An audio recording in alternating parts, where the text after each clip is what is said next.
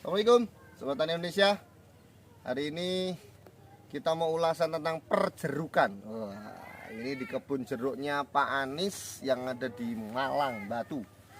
Ini bersama teman-teman dari Lumbung Bumi Malang yang kemarin kita habis pelatihan bareng-bareng. Nah, hari ini kita mau melihat bagaimana trik dan tips cara Pak Anis merawat jeruk-jeruknya yang luar biasa, buahnya lebat kayak gini, dengan jamunya, dengan pupuknya, dengan segala macamnya. Monggo Pak Anis, ini perkenalkan dulu jenis jeruk nopo. Ya, terima kasih Ustadz Sawal. Jadi di kebun kami ini ada dua jenis jeruk, jeruk kupas sama jeruk pras. Ya, kalau kupas itu biasanya dikenal dengan istilah jeruk keprok. Kalau jeruk kupas itu ada beberapa nama, ada yang mengatakan baby, ada yang mengatakan Java. Bedanya hanya cara konsumsinya, yang satu pakai peras, satu pakai mulut kupas. Gitu ya. Nah, ini jenengan merawatnya itu diapain? Mulai dari tanam sampai sekarang, ini umur berapa dulu? Ini saya beli kebun ini sudah ada. Jadi saya beli kebun ini umur tahun 2013. 2013. Estimasi saya waktu itu tanaman ini umur 3 tahun. 3 tahun. Ya. Oke. Berarti Sekarang sekitar 10 tahunan. 10 10 tahunan. Siap. Nah, ini 10 tahun, buahnya luar biasa. Jarak tanam ini kurang lebih 3-4 ya kurang lebihnya. Kurang lebihnya seperti itu. Nah, sobat-sobat tani Indonesia. Nah, hari ini Pak Anis akan memberikan tips cara perawatannya. Yang pertama itu adalah cara perawatan untuk pemruningan. Jadi di pruning, nah ini seperti ini, batang-batangnya di pruning-pruningin sama Pak Anis supaya cabangnya banyak. Nah, seperti apa cara pemruningannya dan tipsnya? Monggo Pak Anis, sebelah mana yang kita ini, karena udah di pruning semua. Jadi bingung juga. Kita kesini aja pruning. Oke. Nah, ini pohonnya yang akan kita coba pruning-pruning. Nah, ini seperti apa Pak Anis? Coba ini ke teman-teman Sobat Tani Indonesia. Ya. Jadi ada beberapa pruning cabang. Jadi kayak ini kan kategori cabang tidak sehat. Ini harus kita pruning pendek. Kalau masih hidup. Nah, ini berarti kering. Berarti kita ambil di bawahnya. Habiskan Sampai habis. Nah, kalau cabang-cabang kurang produktif, ini kita buang. Jadi kayak ini kan tidak bagus menurut saya. Ini langsung kita ambil di atas ruas. Di atas mata tunas. Di atas mata tunas ini ya, dengan harapan ini ada muncul tunas baru, beberapa tunas baru. Jadi kayak gini kita pruningi. Yang nggak sehat-sehat ini kita buang. Ya. Terus bagaimana dengan cabang seperti ini? Ya. Nah, ini terutama tunas-tunas kering harus kita hilangkan. Tunas kering kita hilangkan semua. Kemudian jika ada yang panjang, nah ini kasus ini. Ini kalau kita biarkan ini panjang terus. Panjang terus. Ini kan habis pemangkasan batang. Ya. Pemangkasan batang, tumbuh baru. Ini ada 1, 2, 3, 4, 5. Yang dalam satu titik ada 2, kita ambil satu yang paling jelek, kita buang. Kita pelihara yang bagus. Nah, kalau kita ingin mencabangkan lagi di atas ini biar nggak terlalu panjang, langsung kita potong di sini. Tapi kita lihat kita mau ngambil arah mana cabangnya. Kalau saya potong di sini, arah cabangnya ke sini sama ke sini. Tapi kalau saya potong di sini, arah cabangnya ke sini ke sini. Oke. Nah, sebentar. Kenapa Pak Anis bisa sebut ke sini sama ke sini? Ini dari mata tunas yang ini kah? Iya, dari mata tunas kelihatan. Dari mata tunasnya ya. Oke. Kalau bisa tunas itu jangan masuk ke dalam. Oke, yang keluar. Ya, kita masuk keluar sehingga saya potong yang bawah. Oke. Nah, ini pertumbuhannya akan menyamping ke timur sama ke barat sama ke timur. Oke. Nah, seperti halnya ini juga Ini ya. Sini. Ini saya ambil, ini terlalu pendek. Oh. Saya ambil bawahnya sama atas. Oke. Nah, biar luasnya agak panjang. Siap. Nah, kalau ini agak susah, berarti ini Biarkan. ini cari yang bawah, ini masuk ke sini. Atau mau yang ambil ke sini ya. Itu lihat arah daun keluarnya. Arah daunnya ya. Itu seperti itu. Nah, terus tips perawatan selanjutnya selain pemruningan, ini dilakukan berapa kali sebulan atau berapa, 3 bulan sekali atau berapa bulan? Pruning itu kita tidak mengenal durasi. Pokoknya ketika tanaman itu dirasa perlu dilakukan pruning, sudah lakukan. Karena tujuannya ketika pruning muncul tunas, dan tunas ini biasanya bawa bunga. Bawa bunga baru. Itu. Nah, di sini saya tidak ada jadwal pruning setiap 3 bulan atau berapa. Pokoknya bebas. Nah, itu kenapa, Pak? Yang di atas tuh di top atasnya supaya nggak terlalu tinggi, mainnya enggak gitu. Ya, jadi ini kemarin udah terlalu tinggi. Dan saya tidak menghendaki tinggi karena satu, perawatannya saat panen juga susah. Yang kedua, ini akan menutupi yang bawahnya. Ya, nggak produktif. Ya, nggak produktif, sehingga saya buka matahari bisa masuk. Nah, kalau sudah seperti ini, nah nanti kita penjarangan kayak sini Om, sini Om. Nah, ini tidak bisa kita biarkan Semuanya, betul. Nggak bisa. Ya, kita harus ngambil, kalau ini masih muda bisa diambil. Nah, ini kita ambil, kita menghendaki yang mana. Pokoknya feeling kita lah. Ini enggak ada harus yang ke sini ke situ, enggak ada. Perlu takut-takut ya, memang ya, harus jangan ragu. Jangan sayang ya. Jangan ragu, pokoknya oh saya enggak suka cabang yang ini. Nah, kayak ini kan harus hilang semua ini. Nah, cirinya gini. Ketika habis pangkas batang, top ini biasanya tunas-tunas baru ini bermunculan karena sinar matahari masuk. Ya, dan banyak pertumbuhan tunas yang tidak kita kehendaki, harus kita hilangkan. Nah, kayak gini kita tidak menghendaki di sini. Jadi pemruningan itu sesuai dengan apa yang kita inginkan. Ya, feeling kita. Feelingnya aja ya. Jadi nggak ada, wow ini harus wajib 5, 6, 7, 8, 9, 10 gitu. Berarti pokoknya sesuai dengan feeling kita. Ya. Oke. Nah terus ini kan tadi saya lihat Pak, ketika buah yang sudah berbuah gitu kayak tadi di depan itu. Nah jenengan lihat katanya ada apa namanya tuh ciri khas masakannya. Oke. Nah itu gimana Pak? Kalau jenis keprok ya, jenis keprok saya ambil contoh dulu ya. Siap. Ini dulu. Ini apa nih? Ini keprok. Saya keprok kan? Ya ini kita ambil ini. Nah,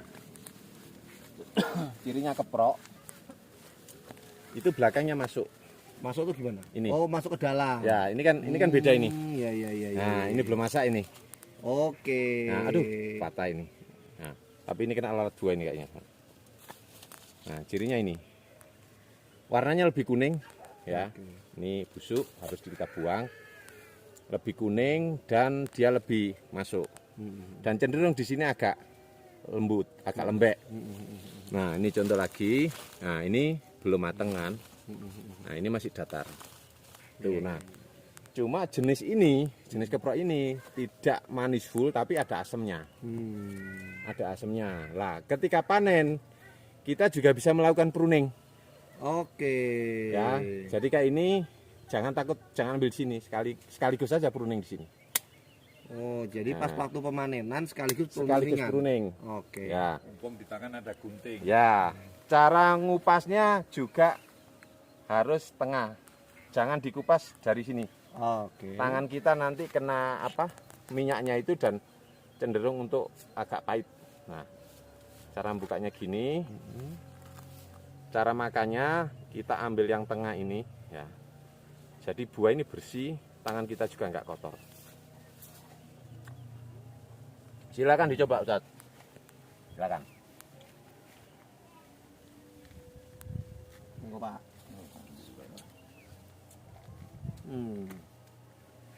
Lebih asam ya. Ada asamnya. Nah, ini saya nitip kasih asam amino. Siap. Biar manis. Kalau yang di depan ini beda jenis jeruknya. Kalau ini jeruk Java. Lihat, efek pemruningan yang baik tuh. Menghasilkan buah-buah yang luar biasa. Karena jeruk itu, nah ini tuh.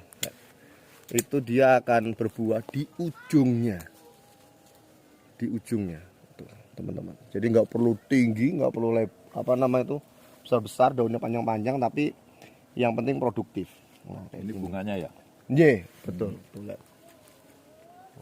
Sangat banyak sekali. Satu gompol itu bisa 5, 6, 7. Nah, ini Ustaz, jadi ini sebenarnya belum siap konsumsi. Oh, belum masak. belum siap tapi enggak apa-apa dicoba aja. Nah, Oke, nah ini termasuk sekalian ini pruningan. pruning ini. Nah, Oke. pruning ini kita ngambil daun terakhir. Oke. Nah, daun terakhir. Terus kita bersihkan. Nah, ini bisa langsung dikonsumsi. Jadi karena enggak ada pisau, jadi cara ngupasnya kayak gini.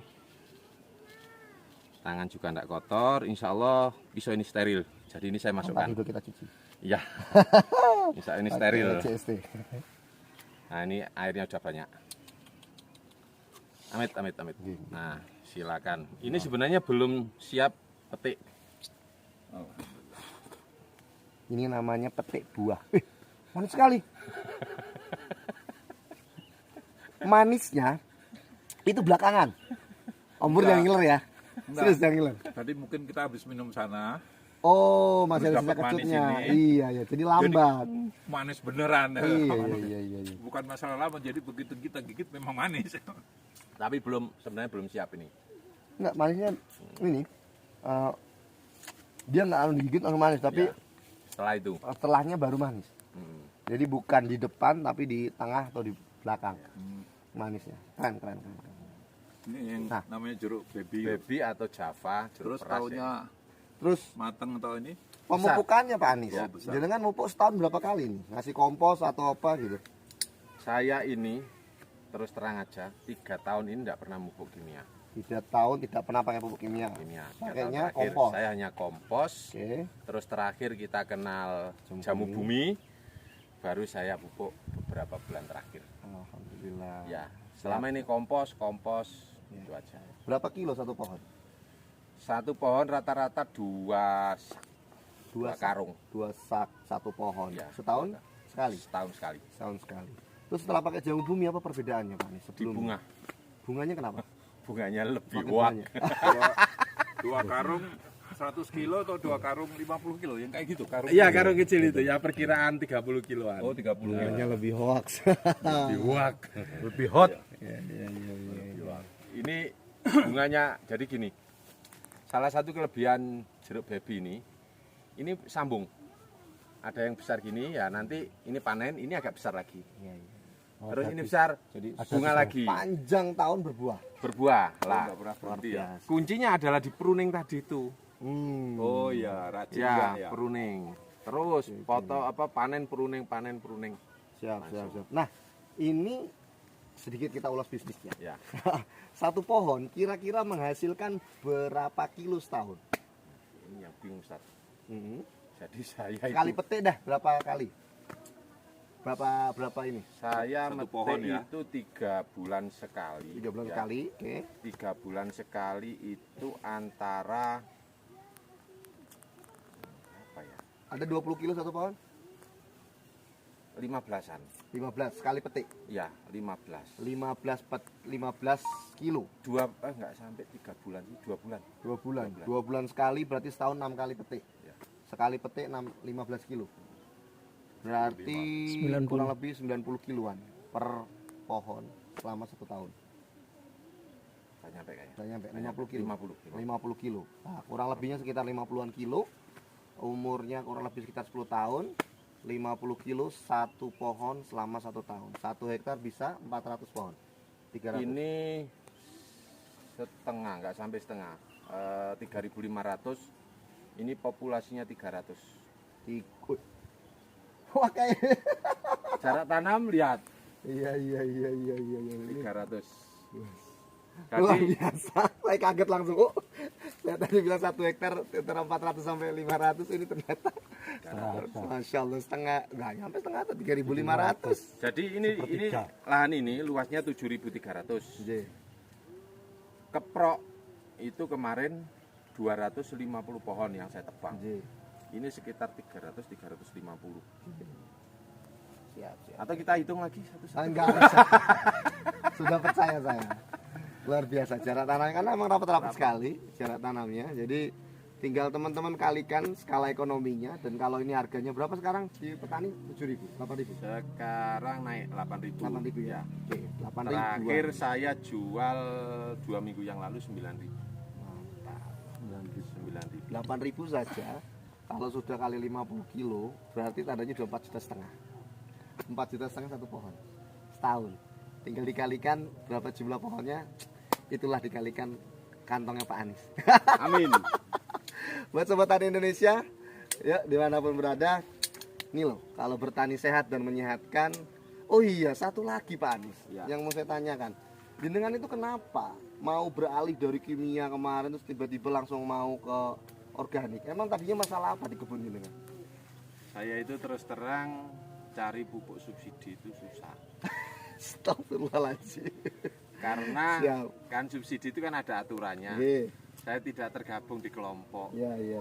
Nah, daripada ribet ya sudah kompos saja lah. Oke, gitu. oke. Itu sederhananya seperti itu. Sederhana seperti itu. Ternyata kok api. ada sesuatu yang aneh.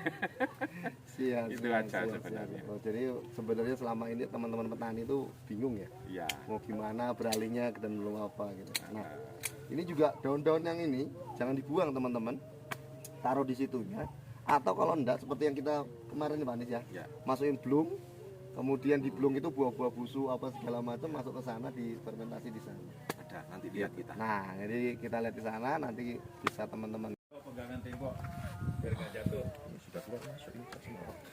Nah, ini buat sobat tani Indonesia, ini tips yang saya sampaikan berkali-kali bahwa tanaman itu pupuk terbaiknya adalah dari tanaman itu sendiri. Jadi 70% nutrisi kebutuhannya itu dihasilkan dari tanaman itu sendiri. Dan Pak Anies sudah membuktikannya sejak Januari nih Pak. Januari. Sejak Januari membuktikannya dan alhamdulillah hasilnya luar biasa. Yaitu limbah jeruk yang tadinya jatuh-jatuh busuk-busuk segala macam, kemudian dimasukkan semua di sini, nggak perlu chopper apa segala macam, bebas. Nah, ini isinya apa aja Pak Anies? Ini rata-rata jeruk, pepaya, nangka. Nah, Jadi pepaya, tanaman yang ada di di sini semua. Iya, Oke. yang ada di sini. Betul, Terus betul, jambu betul. air. Oh, jambu air ada ya. juga ya. Oke. Ya. Ini isinya itu semua, terus airnya pakai air apa? Ini pakai air sumber Beras. ini. Sumber ini. Sumber tapi Oke. setelah nyuci beras Nyuci itu beras. selalu dimasukkan. Oke, siap. Ya. Nah, ini ada pakai yang lainnya lagi, apalagi? Saya kasih JST 1 liter, Heeh. gula 3 kilo. 3 kilo. Oke. Itu sudah 4 bulan yang lalu. Jadi diublek-ublek Iya. terus. Dan udah keluar masuk ini. Iya. Jadi sekali masuk, pakai lagi, masuk, pakai lagi gitu Iya. kan. Nah, ini kayak gini, terus habis itu ditutup rapat. Nah, ini Plastik ini tutupnya manual. Kasih karet. wow. Jadi kita olah limbah-limbah itu dan hasilnya Pak Anies seperti apa? Jadi pertama yang kelihatan, yang sangat nyata itu dari lalat buah. Lalat buah. Sebelumnya tahun sebelumnya nangka berserakan lalat buah sudah berdatangan menghampiri kita. Ini yang saya lihat 70% lalat buah turun. Alhamdulillah. Ya, karena telurnya nggak sempat netas di luar, jadi masuk di fermentasi sini. semua di sini. Itu. Kalau sebelumnya berserakan ini, kalau tahun kemarin saat jenengan jalan ini udah Lalak semua. lalat dan buah berserakan. Buah berserakan. Oh. Ini setiap hari kita ambil Iya, iya. 2 timba, 3 timba gitu. Siap. Langsung dimasukkan ke sini. Dimasukkan, Semua, terus semua Ya. tutup. tutup, terus kalau kita mau nyemprot mau apa, ya Kita sudah ambil. kita ambil. Iya. Nanti kalau penuh dibuang ini anunya. Enggak diambil airnya. Diambil aja. Bukan Diambil aja. ininya. Enggak, dibiarin aja, enggak pernah saya buang. Oh, dan kan lama-lama penuh nanti. Enggak. Ampasnya Hancur. jadi kompos, nanti hancur. hancur. Oh, Jadi biasanya nanti sudah sekitar 3 bulan paling lamanya itu sudah jadi abu kayak apa ya? Hancur ini. Kayak air. Nah, nanti tinggal jenengan semprot. Nah, ini jamur-jamurnya teman-teman. Ini lakto. Nah, tuh lakto semua di atas.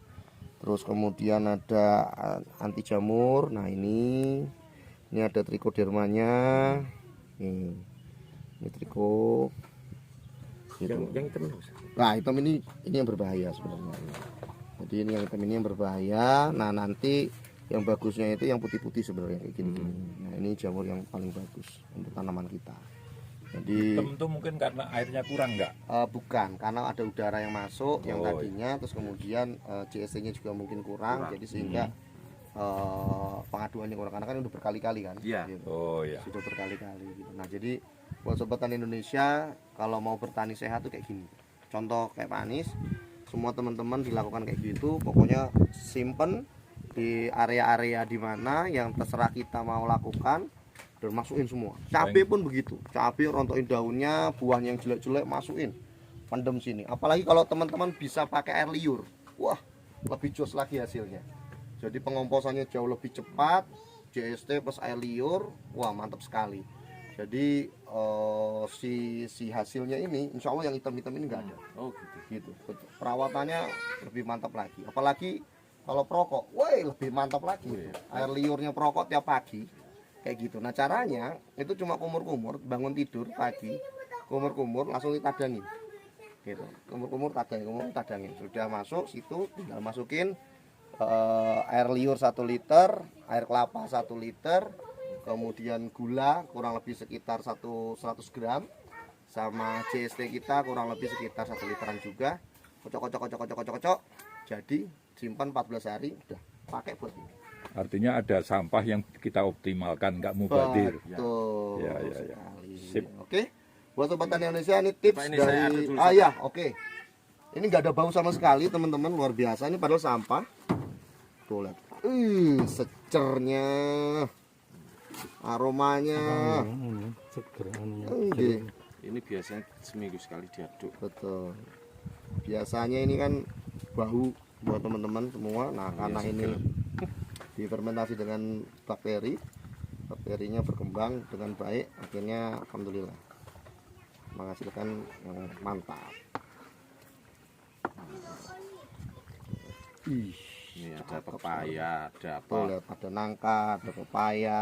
Jambu air, pisang Nanti ini. dikasih- Pisang. Oh, ini pisang. Dikasih keran di bawah gimana Pak Ustaz? Mampet Pak nantinya Buntu. Pak. Buntu. Ini diambil Iya. air atasnya Ambil aja. aja, diaduk terus ditekan. Ini kan nanti ke bawah Pak. Hmm. Tuh lihat tuh nangka, tuh pisang, macam-macam. Terus pokoknya masuk oblok nih. Sisa makanan oblok-oblok masukin. Inilah yang disebut jamu oblok-oblok. Oh, Yaitu ya. JOS, Oblok-oblok. JOS, jamu oblok-oblok super. Jadi semuanya dimasukin ke sini dan ini jadi sumber protein buat makanan, nutrisi buat makanan yang sangat luar biasa. Karena tadi 70% sumber makanannya dari sini semua. Kita tutup. Karena tutupnya hilang.